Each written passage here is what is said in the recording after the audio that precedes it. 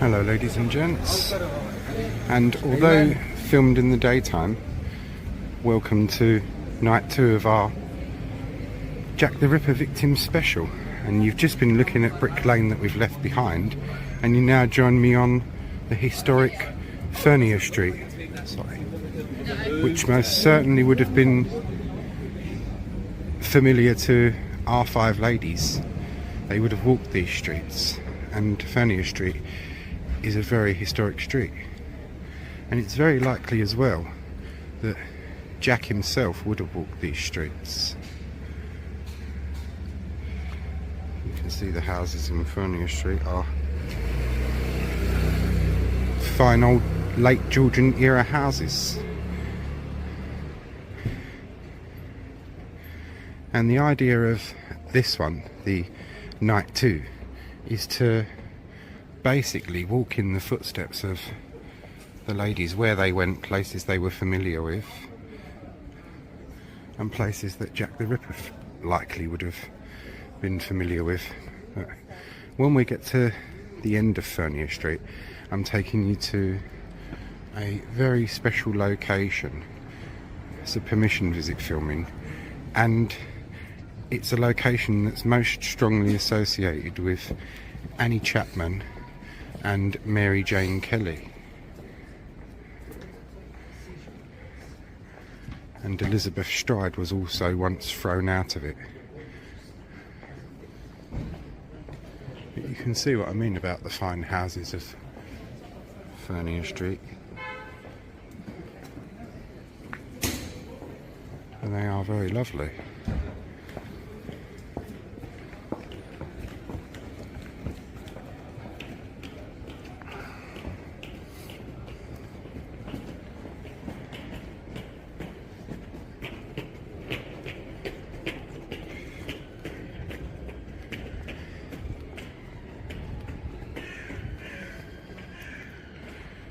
Christchurch, Spitalfields, which victims and perpetrator all would have seen. As Matt in our tour guide said, the view of Fournier Street, Spitalfields Market, Christchurch, Spitalfields and the 10 Bells hasn't changed really, apart from the modern street furniture and street lighting and things like that, since 1888. So it's a street that our ladies would have been very, very familiar with. You just go forward and get on the curb, that's all. I want to try and turn right, is that right? We've got that. No, because I need that room. These houses are lovely. And what we have to remember, although this is a very up and coming area now, the houses in this street command a premium price. In the 1880s, these were slum dwellings. When they first went up, they were basically what they are now, premium properties that commanded premium rates. But come the 1880s, a lot of these places were slum dwellings, doss houses and things like that.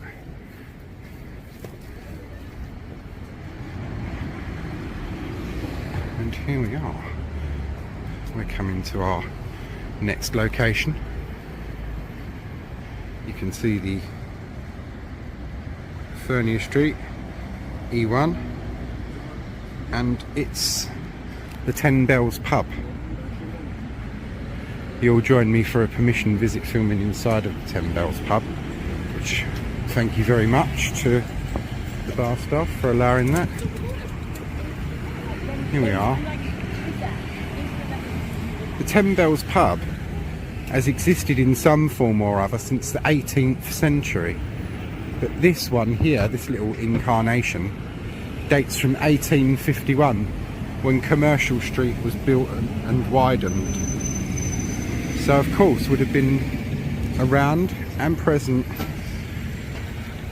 before our ladies, when they were little girls. It's most strongly connected to Annie Chapman and Mary Jane Kelly, but Elizabeth Stride was also apparently thrown out of it once. So Sorry about that. This is a busy area. Joined me earlier in the day inside the 10 Bells. And in we go. And we are here. Literally walking in the footsteps of Annie Chapman and Mary Jane Kelly, who are most strongly associated with this place.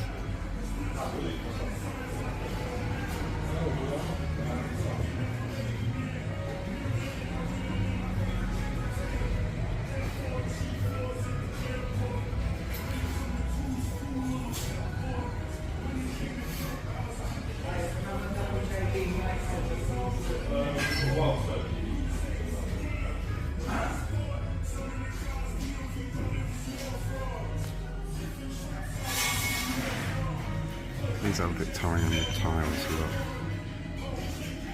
And this place has changed so little over the years, you know, it would have been similar to this in their day.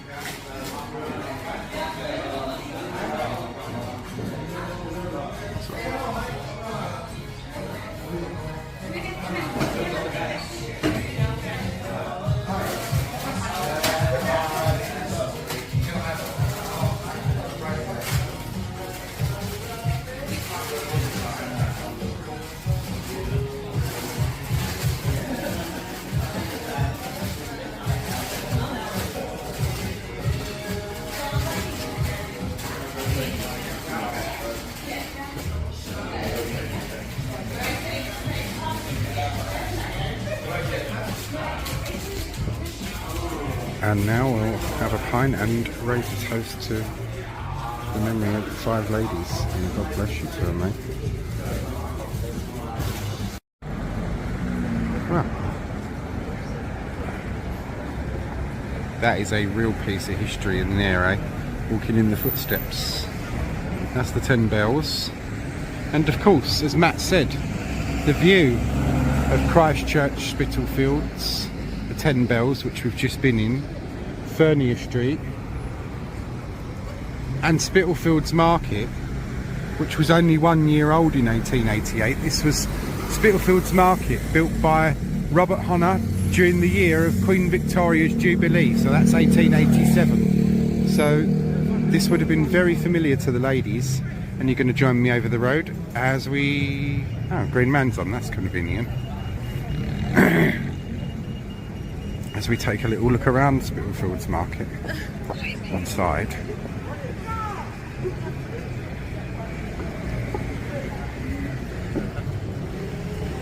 I used to come here when I was in my mid to late teens, when I was selling antiques.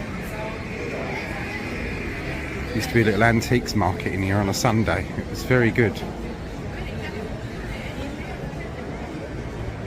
Of course, although it's a modern world now, it would have still been around when the ladies were present. So I wanted to give you a quick view of Spitalfields Market. So join me back on the outside. We are now back outside Spitalfields Market, looking over at, of course, the 10 bells. Christchurch, Spitalfields. And by daylight, I'll now walk you to the site of the last murder, which of course was the most brutal one, wasn't it? I mean, that picture on night 1, black and white, like Matt said, it's hard to see exactly what's gone on or going on, but colourised, whew.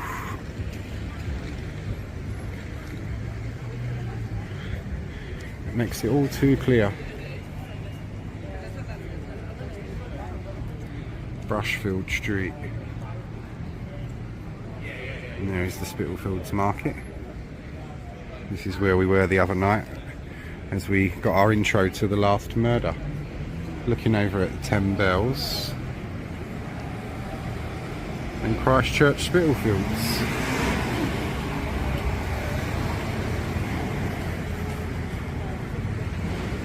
And as I say, I'll now take you to the site of the last murder. It'd really show it all up, wouldn't it?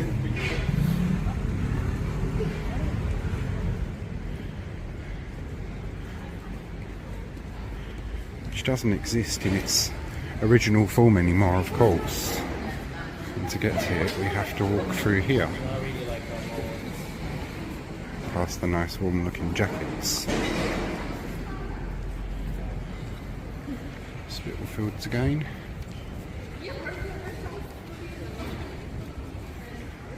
So, him and the last victim would both have known this view as they walked towards her end, which she didn't know was coming, poor lady, and what he knew he was going to do.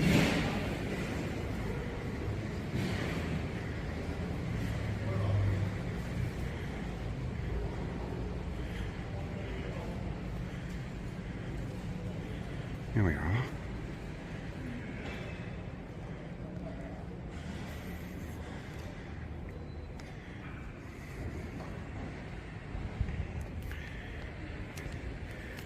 These brass lines that run across the floor mark the site of the old houses, and just over there, where the elevators are, or lifts as we call them in England, pretty much marks the site of the last murder.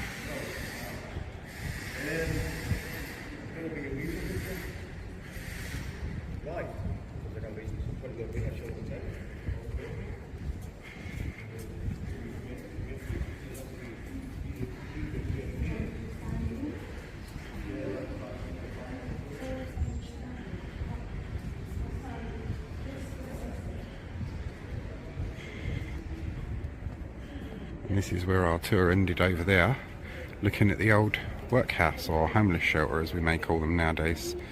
Now, I'm going to take you by map back to Whitechapel and to the Prostitutes Church.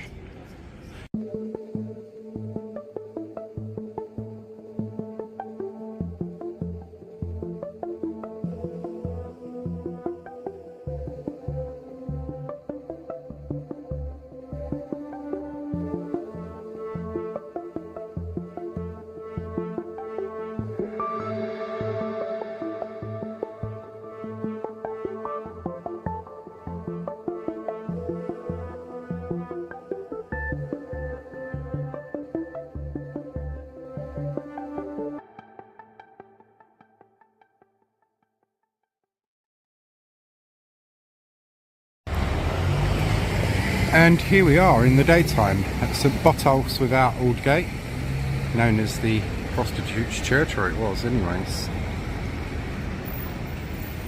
And I'll walk you around its exterior.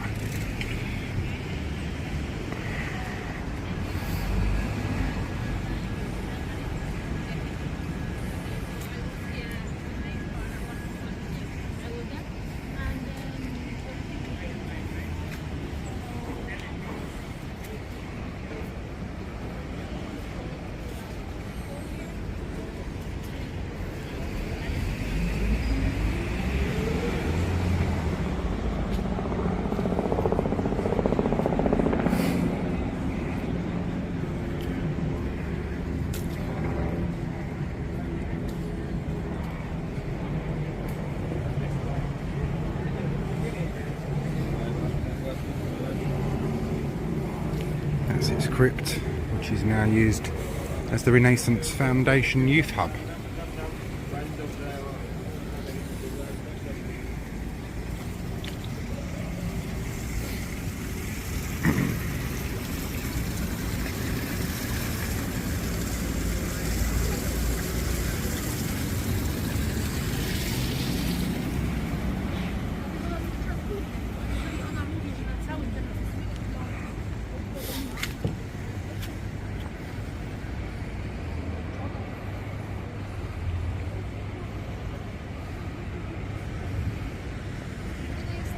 At the exterior that the ladies would have walked around all night long. This is out for business. And here's an interesting one.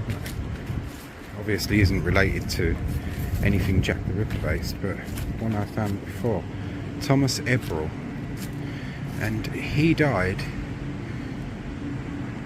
in June 1810. And he was murdered. And it's an unsolved murder because he was murdered by a man dressed in guardsman outfit, and the murder was never solved.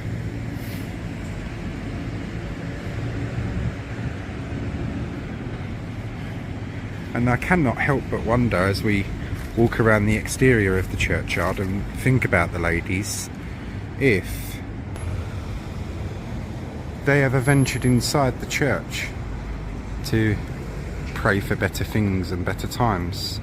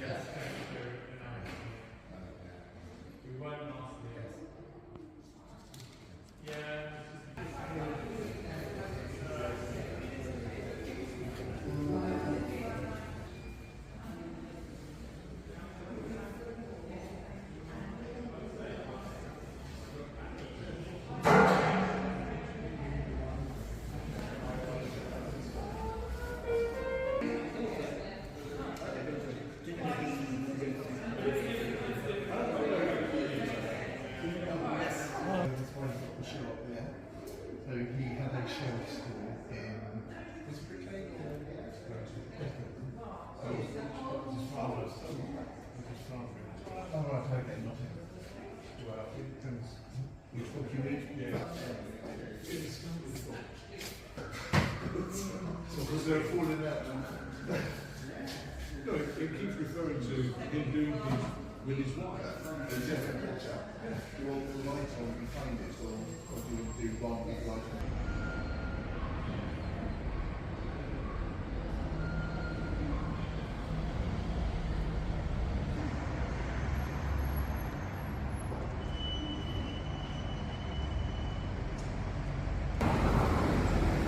Well, that's a lovely church, isn't it, inside? It was nice to hear that, the rehearsing for the Christmas carols. And from Aldgate Church, we go down the road, just a short walk, about 5 minutes walk, but I won't film it because it's very busy, to our next location. So, join me there.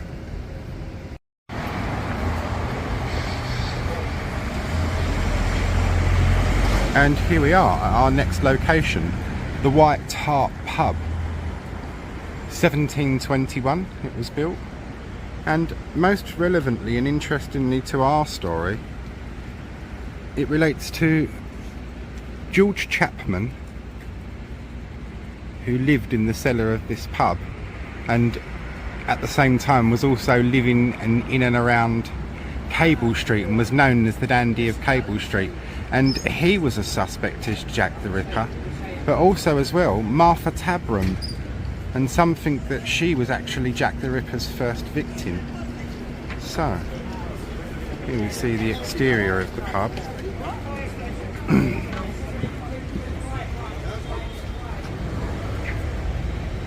Now I'll take you to the dodgy looking little alleyway. You can see here also, you can get your Jack the Ripper tours here as well, tours 5 and 7. And this is Gunthorpe Street, this dodgy looking little alleyway.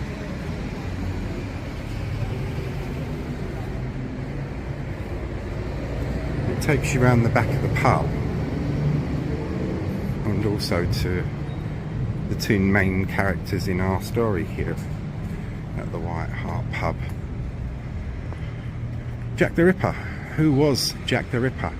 There have been numerous attempts to uncover the identity of the man who brutally murdered 5 East End women between the 31st of August and the 30th of November 1888.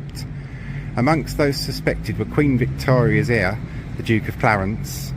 A less prominent suspect was George Chapman, a barber surgeon who at the time lived in the cellar of this pub. He was later found guilty of poisoning his 3 wives, for which he was hung. Was he also Jack the Ripper?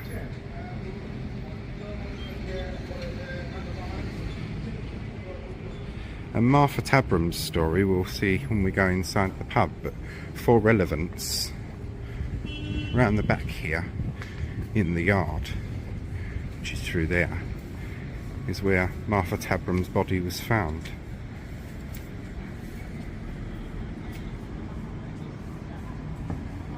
Exterior views.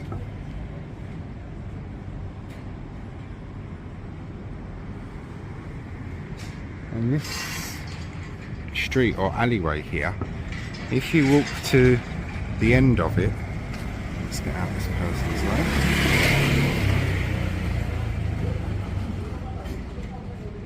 You see the spire of Christchurch Spitalfields there, where we were earlier. So it's a fairly short journey, so it's pretty much odds on that our ladies and more than likely Jack himself would have made this journey up here, around there, out by the church, and well, the rest is pretty unpleasant history.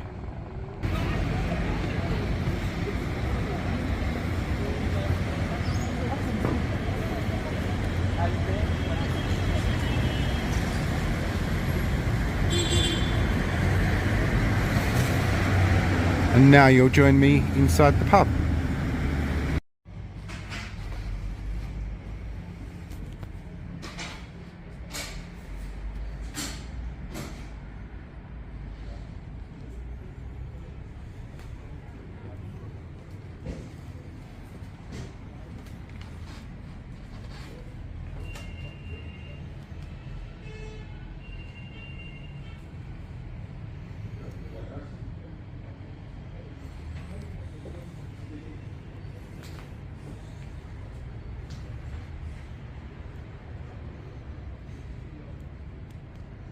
sorry, the line is very bad. What's that again? Yes.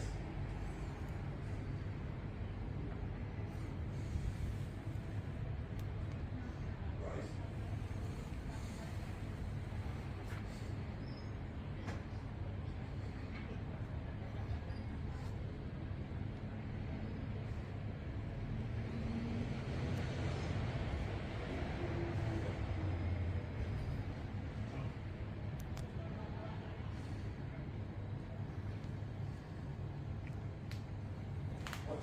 What's the general price today?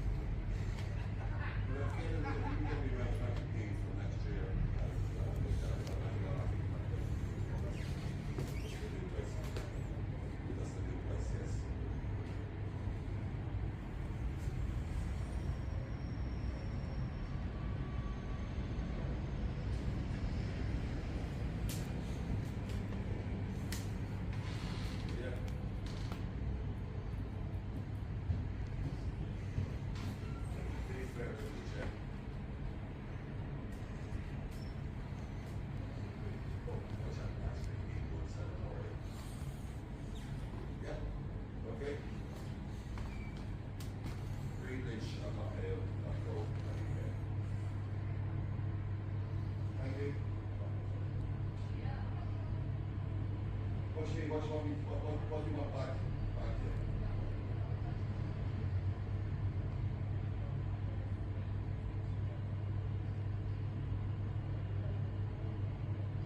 All right, I'm not signing up for anything. I'm not signing up that you will be not sold right up here.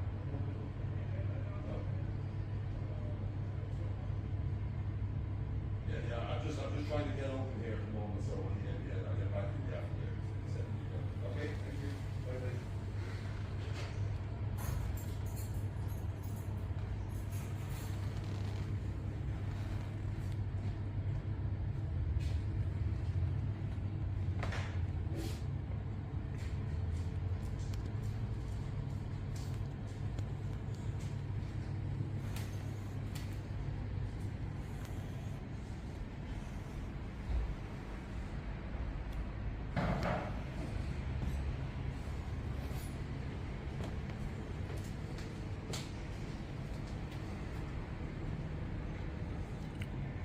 We'll see this more again in a minute.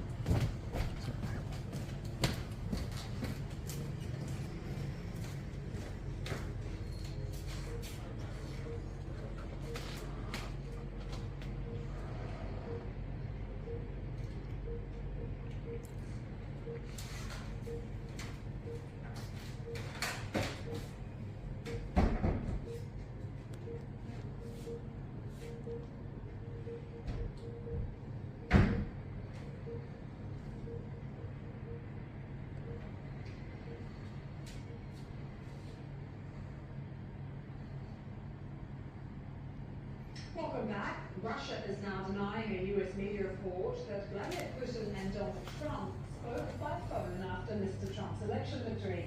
Mr. Putin's spokesperson calling the report completely made up. Mr. Trump's team might prefer or deny the claim in the Washington Post. Russian spokesperson Dmitry Peskov has denied there is a recording. He said it doesn't correspond at all to reality. It's completely made up. It's false information. There was 100%. Was made from another by obviously from New York. Jared, good to see you. From the US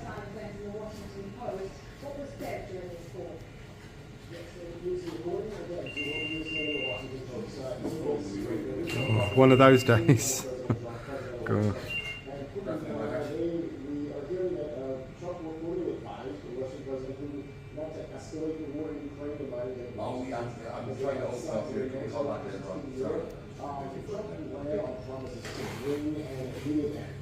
It's not really clear what route he would support in taking that, or if he would support any more financial aid being given to Ukraine, so that he has some critical aspects.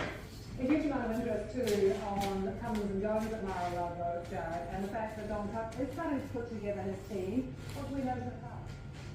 So one thing that we do know is that former UN Ambassador Nikki Haley is not going to be included in his upcoming administration. She was at one point in time a rival of his for the presidential primary, and then for the Republican side, and then she supported him during the end of the campaign. One position that is getting a lot of attention this morning is the border czar. This is a major position that Donald Trump's promise of deporting 11 million undocumented immigrants. Trump named Tom Homan, who was the former head of immigration and customs. Now, some say that Martha Tabram was Jack the Ripper's first victim. He suggested that no cost was too high to execute that. The death of Martha Tabram marked the prelude to what became known as the Autumn of Terror.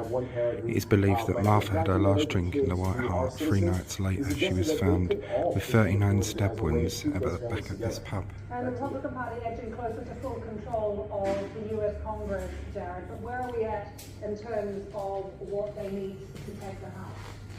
Yeah, so we're still waiting to see whether they are able to have to across the country and so really close.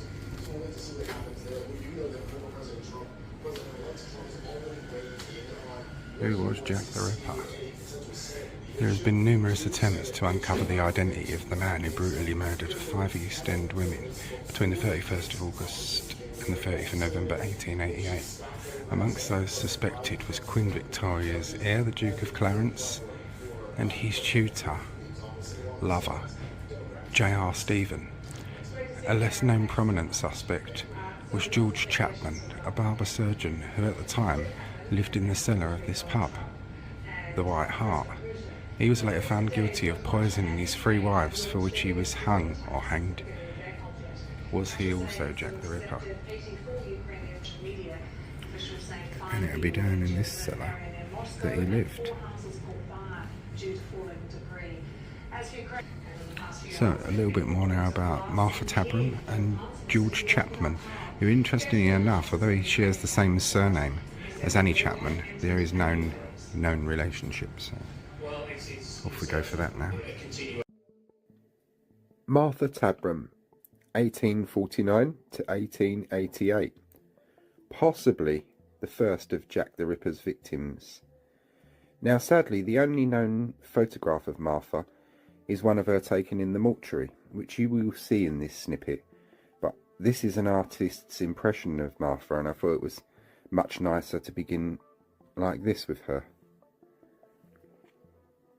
Martha Tabram, née White. She was born on the 10th of May 1849, and she was born in Southwark. Murdered on the 7th of August 1888 in Whitechapel, was an Englishwoman killed in a spat of violent murders in and around Whitechapel district, East End of London, between 1888 and 1891. She may have been the first victim of the unidentified serial killer Jack the Ripper. Tabram was born Martha White in Southwark, London on the 10th of May 1849. She was the youngest of 5 children, born to Charles Samuel White, a warehouseman, and his wife Elizabeth Dowsett. On Christmas Day 1869, Martha married a foreman furniture packer, Henry Samuel Tabram. Because of Martha's drinking, which was heavy enough to cause alcoholic fits, Tabram's marriage was troubled. Martha's husband left her in 1875. For about 3 years he paid her an allowance of 12 shillings a week, then reduced this to 2 shillings and sixpence when he heard she was living with another man. Tabram lived on and off with Henry Turner, a carpenter, from about 1876 until 3 weeks before her death. This relationship was also troubled by Martha's drinking and occasionally staying out all night. She and her sons were listed as being overnight inmates at the Whitechapel Union Workhouse's casual ward on Thomas Street on the 1881 census night. By July 1888, Martha Tabram moved to a common lodging house of 19 George Street, Spitalfields. By the time of her death, Tabram's economic situation had become so desperate that she was forced to trade sex for money on the streets.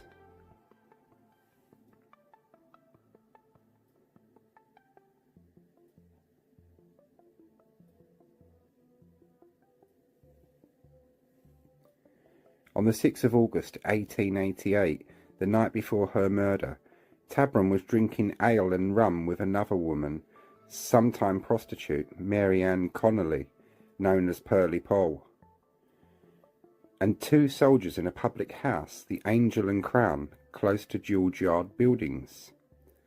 The four of them paired off, left the public house and separated at approximately 11:45 p.m, each woman with her own client. Martha and her client went to George Yard, now Gunthorpe Street, that dodgy looking little alleyway next to the White Hart.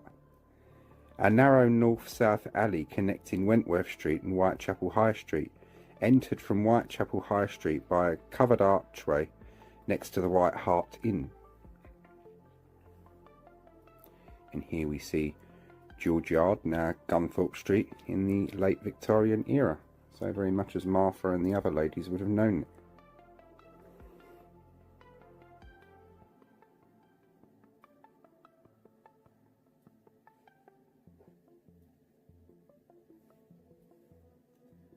In the early hours of the following morning, a resident of the building, one Mrs. Hewitt, was awoken by cries of murder. But domestic violence and shouts of that nature were not uncommon in the area, and she ignored the noise. At 2 a.m, two other residents, husband and wife Joseph and Elizabeth Mahoney, returned to the building and saw no one on the stairs. At the same time, patrolling beat officer P.C. Thomas Barrett questioned a grenadier loitering nearby, who replied that he was waiting for a friend. At 3:30 a.m, residents Albert George Crow returned home after a night's work as a cab driver and noticed Tabram's body lying on a landing above the first flight of stairs. The landing was so dimly lit that he mistook her for a sleeping vagrant, and it was not until just before 5 a.m. that a resident coming down the stairs on his way to work, a dock labourer, John Saunders Reeves, realised that she was dead. Reeves fetched Barrett, who sent for Dr. Timothy Robert Killeen to examine the body. Killeen arrived at around 5:30 a.m. and estimated Tabram had been dead for around 3 hours. Her killer had stabbed her 39 times in the body and neck, including 9 times in the throat, 5 in the left lung and 2 in the right lung, 1 in the heart, 5 in the liver and 2 in the spleen, and 6 in the stomach, also wounding her lower abdomen and genitals. George Yard. The body of Martha Tabram was discovered at this location on the 7th of August 1888.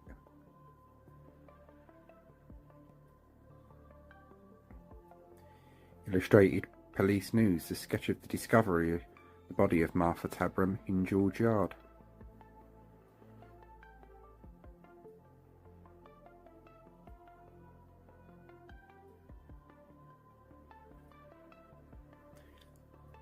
Local Inspector of the Metropolitan Police Force, Edmund Reed of H Division, Whitechapel, was in charge of the investigation.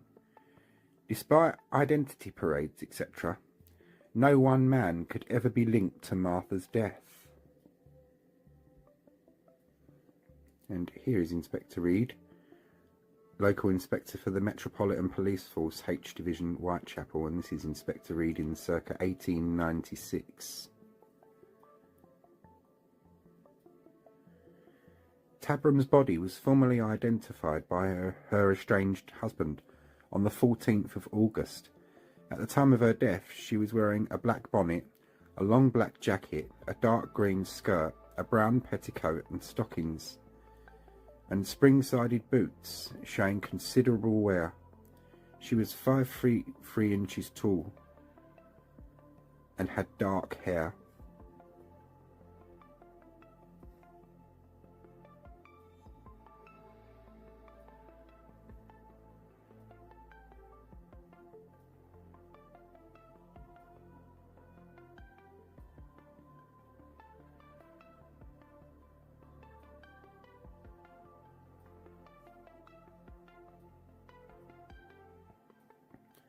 The inquest into her death was concluded by the Deputy Coroner for South East Middlesex, George Collier, on the 23rd of August, so 1888, at the Working Lads Institute, Whitechapel Road, with a verdict of murder by a person or persons unknown. No suspect was ever arrested for Tabram's murder. Although not one of the Canonical 5 Ripper victims, whom historians have broadly acknowledged, she is considered the next most likely candidate. And let's remember Martha with this lovely image rather than the unpleasant one that we saw. And George Chapman, was he Jack the Ripper? George Chapman, who's also known as the Dandy of Cable Street, was in and around Cable Street, and his business in the White Hart in the cellar was working as a barber. You wouldn't want him near you with a straight razor. Selwyn Antowitz Klowarski, born 14th of December 1865, and he was executed on the 7th of April 1903 at Wandsworth Prison, by the way. Better known by his pseudonym of George Chapman, was a Victorian-era Polish serial killer known as the Borough Poisoner and the Dandy of Cable Street. Born in Congress, Poland, Chapman moved to England as an adult, where he committed his crimes. He was convicted and executed after poisoning 3 women, but is remembered today mostly because some contemporary police officers suspected him for being the notorious serial killer Jack the Ripper.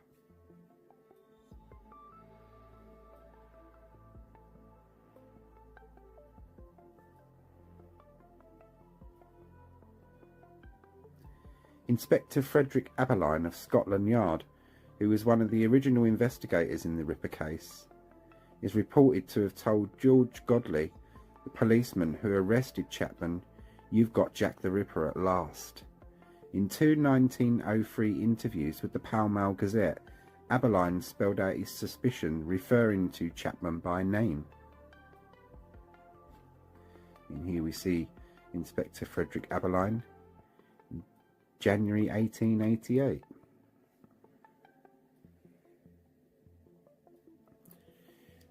Aberline thought that Chapman was the Ripper because during the original investigation he had closely interviewed Chapman's first wife, Lucy Badowski, and she had told him that her husband often used to go out during the night for hours on end. Speculation in contemporary newspaper accounts and books has led to Chapman, like fellow serial killer Thomas Neil Cream, becoming one of the many suspects in the Ripper murders. As far as is known, Chapman was not a suspect at the time of the murders. The case against Chapman rests mainly on the point that he was undoubtedly a violent misogynist. He was known to beat his common-law wives and was prone to other violent behaviour.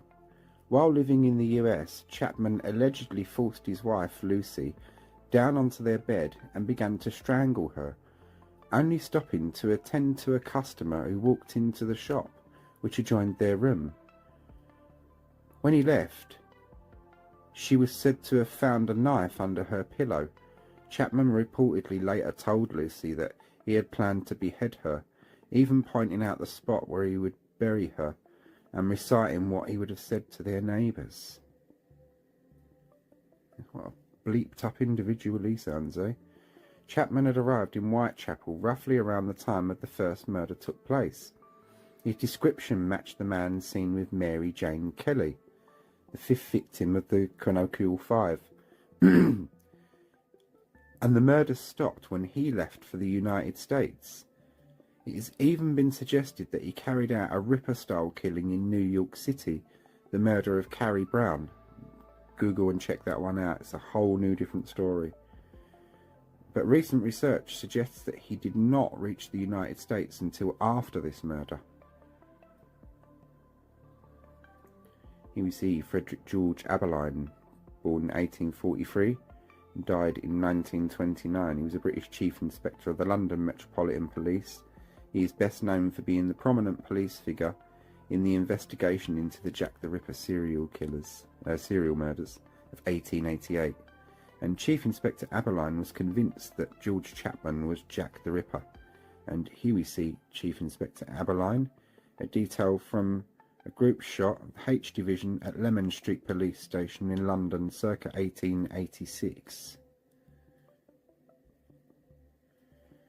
And George Chapman, aka the Dandy of Cable Street, he was executed for poisoning those 3 women. In 1903, he was executed at Wandsworth Prison and buried within the grounds of Wandsworth Prison.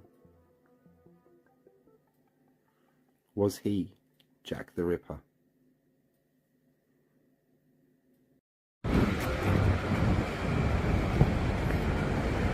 You join me back outside now. That's the White Hart, and from here to our next location I have to take you by a map because I'm going on the bus, but it's to Cable Street, to our next location that features in this little series. So off we go to that one now.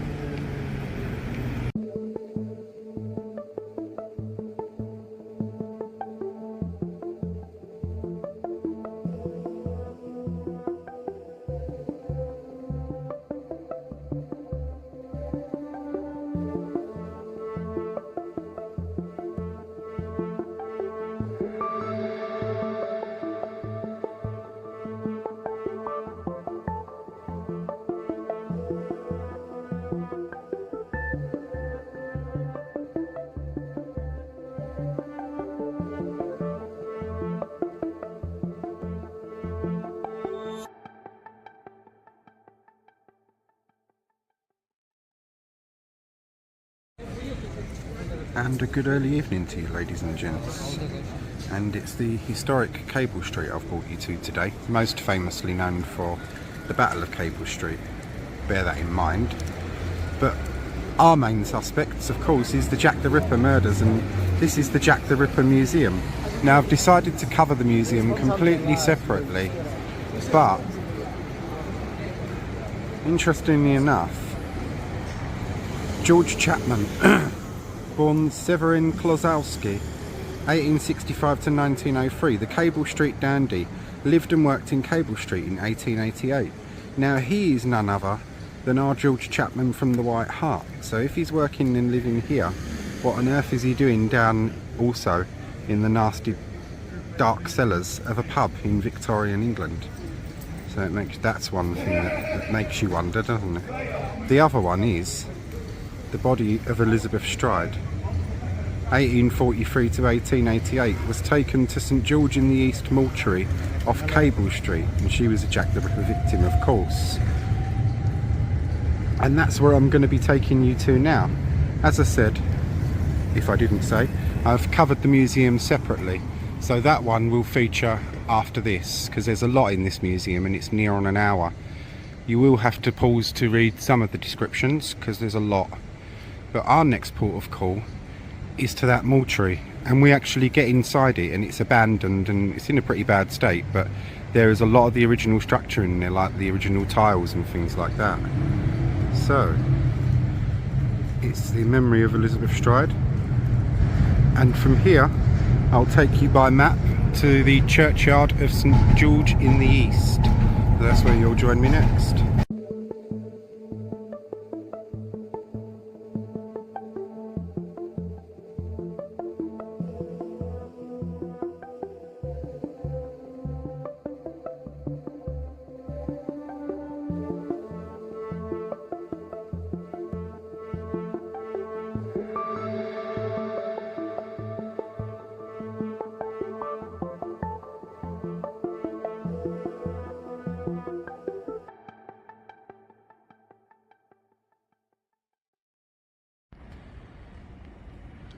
as I said, not of course a part of our story, but I couldn't resist but show you the Cable Street mural.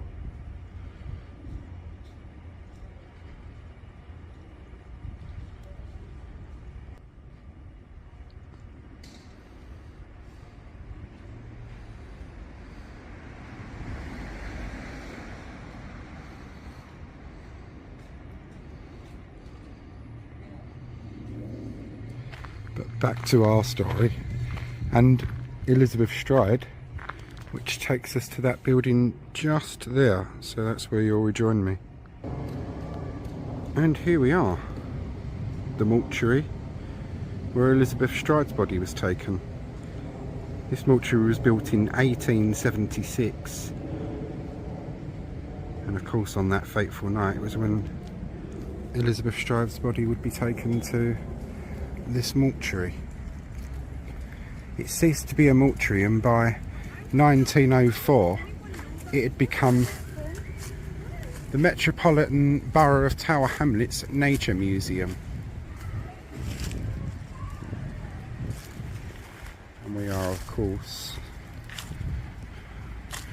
within the churchyard grounds of the lovely old Church of St George in the East.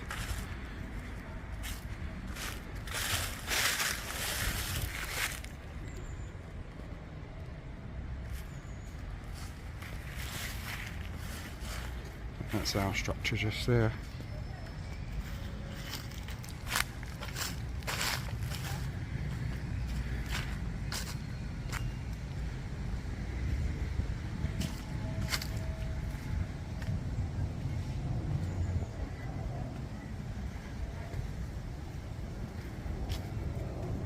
Which, as you can see, is pretty derelict.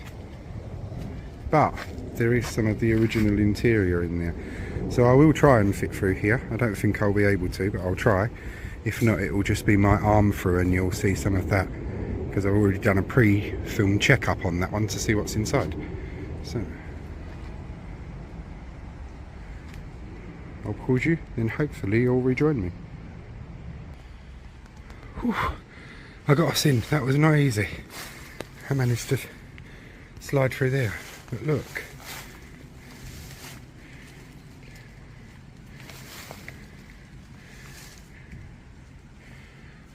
It's original mortuary slabs and tiled interior to keep it cold, which it is.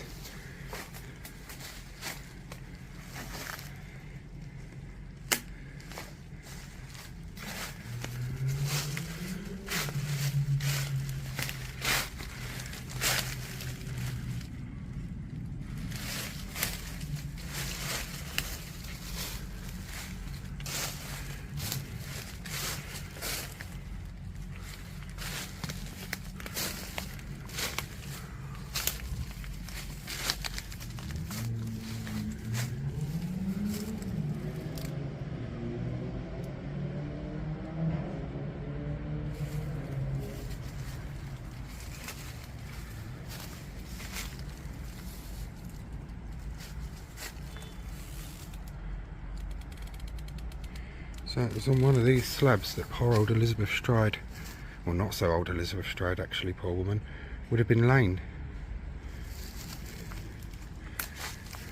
You can see the old zinc there.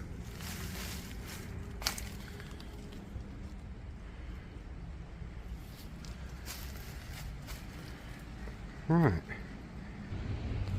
Whew. We are now back outside. Through this one this time. And that, my friends, is the abandoned mortuary to which Elizabeth Stride was taken in 1888. Now, on that sombre note, these contemporary images from newspapers of the time show the scene that unfolded within that mortuary. And on the right you can see an image of Elizabeth as she would have looked around the time of her death. The Berner Street victim. And on one of those very mortuary slabs that we saw within the mortuary. And Duffield Yard in the former Berner Street, which is now Henriques Street, the site of Elizabeth Stride's murder, as it appeared in 1888 and marked with the arrow there. and a close-up showing Duffield's yard, where that little gate is with the wheel above it. That's where her body was found, and that was Berner Street of 1888, now called Henriques Street. Unlike with our tour with Matt, as he said, it would have taken 4 hours or more to take us to each of the locations. I'll be able to take you to this location as it is nowadays. So join me in Henriques Street, which was the former Berner Street, as we go and see the location where Elizabeth Stride died. And it was from here, now called Henriques Street, but formerly Berner Street, in 1888, where Elizabeth Stride's body was found and taken to that mortuary. Nothing from 1888 really exists anymore now.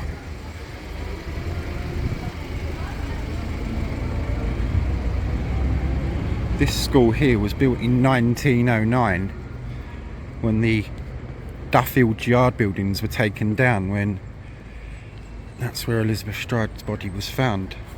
But Duffield's Yard, if I can get into the road, was just about there.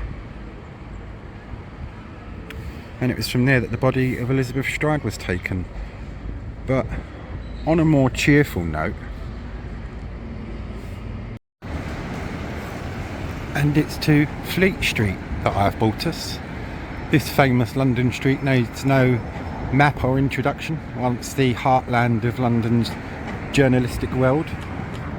And it's St Bride's Church, most famously known for being said to be the inspiration, its spire is said to be the inspiration for the tiered wedding cake. And on that note, and on a much happier memory and a much happier walking in the footsteps of, you'll join me round the side for that entrance into the church, where we are now on an utterly freezing cold London day. I'm shivering. And as we go in,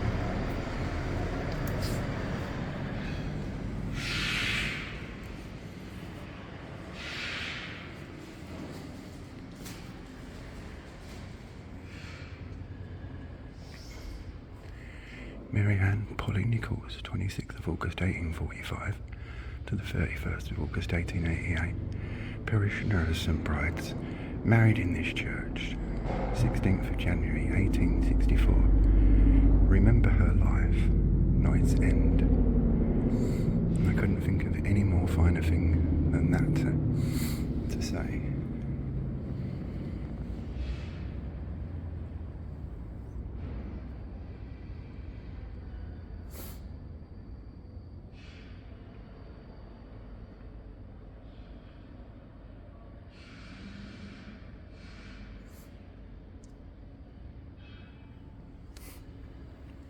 And this series really has evolved over time, over the weeks. I knew I'd be able to get into some of their lives, but not to this level and depth. But Mary Ann's mentioned here, but what about her husband? We'll have a little look at that now. And here we see that lovely cheerful face once again, Mary Ann Nichols. And with the plaque, as I said, it didn't mention her husband, but here we see that Mary Ann Walker, as she was before she married William Nichols, and this is the online marriage record from familysearch.org. And William Nichols married Mary Ann Walker on the 16th of January 1864 in St Bride's Church, Fleet Street. And this is William Nichols, Mary Ann's husband. And this is a extract from a photo that you're going to see in a minute, taken from 1894. And it isn't very often that you get to see the husband or children of one of the ladies. But this is a Nichols family photograph taken around the time when William Nichols remarried to Rosetta Walls, and that happened in April 1894. And now I'm going to point out with arrows, firstly, George Percy Nichols, Mary Ann and William's son. William Nichols himself, Mary Ann's former husband, and George's wife, Mary Ann Cushray. So would have been our Mary Ann's daughter-in-law. And William Nichols' second wife, Rosetta Walls. And now you'll join me back in the church as we leave the plaque and head towards the spot where Mary Ann and William would have taken their vows in 1864.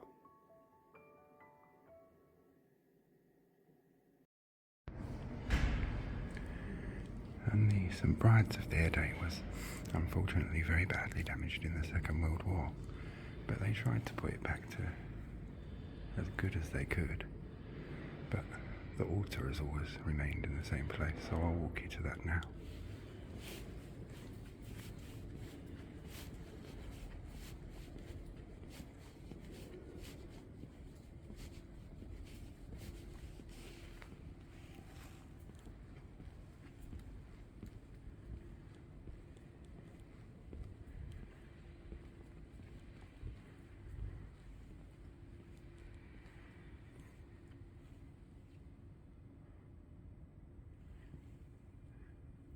So it was in this spot that they would have stood and taken their vows.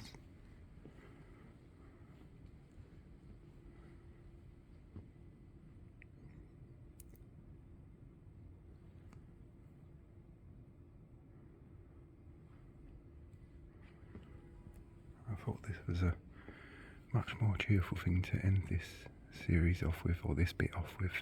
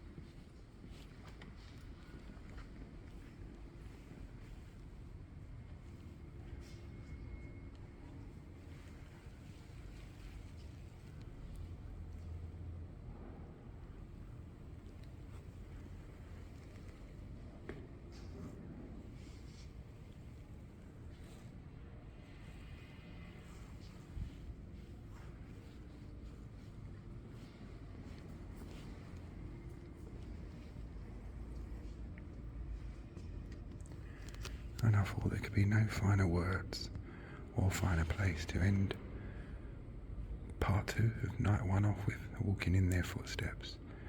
I mean, this was intended to be night 2, but as I say, the series has evolved as time has gone on, and we've really been able to get into their lives.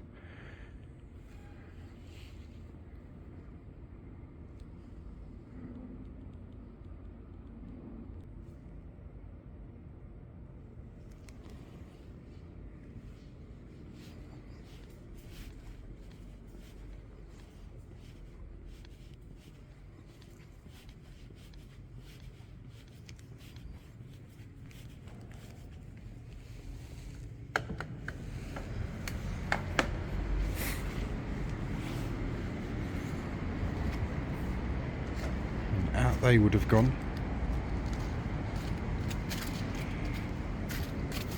after taking their vows.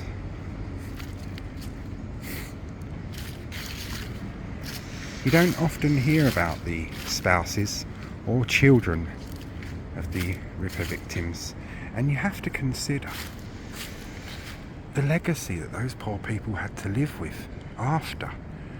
I mean, we don't live with such a legacy now. We live with it as a tragic series of events that many people are fascinated by. But think of the families.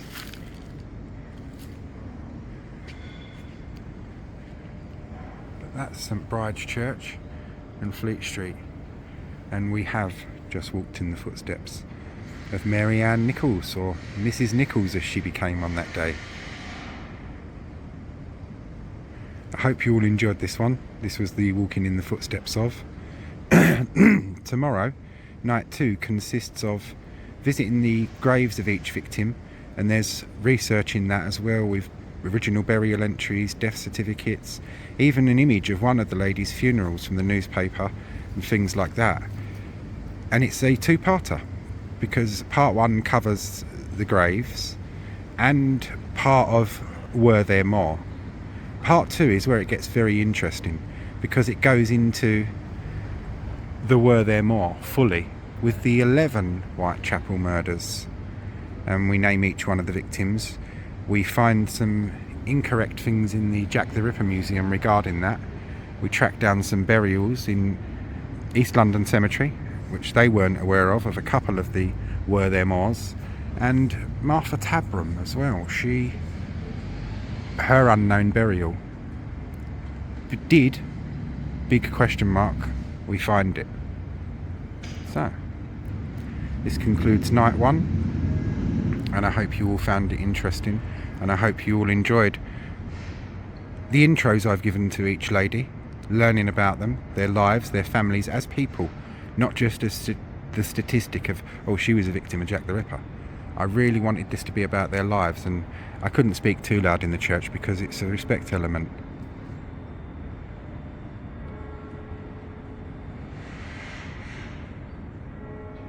That's the 3 o'clock bell of St Paul's, which of course Mary Ann would have heard back in her day too, so a familiar sound to us all. As I say, I couldn't speak too loud in the church because there's the respect element of it. You have to be respectful. But I really wanted to go into the lives of these ladies and their families and show them as real human beings, and not just as what Jack the Ripper did to them. They were real people who had real lives, and their lives, many of them, as we're seeing by standing in this rather affluent then and now area, didn't start off in the depths of deprivation and prostitution as you would think. So this concludes night 1. I hope you've all enjoyed walking in their footsteps and found it interesting. I'll see you all again tomorrow when we go and visit the last resting places, pay our respects, discuss Were There More, who was Jack the Ripper, ? And I take you to possibly Jack the Ripper's grave, ? So, thank you all for watching, and I'll see you all tomorrow.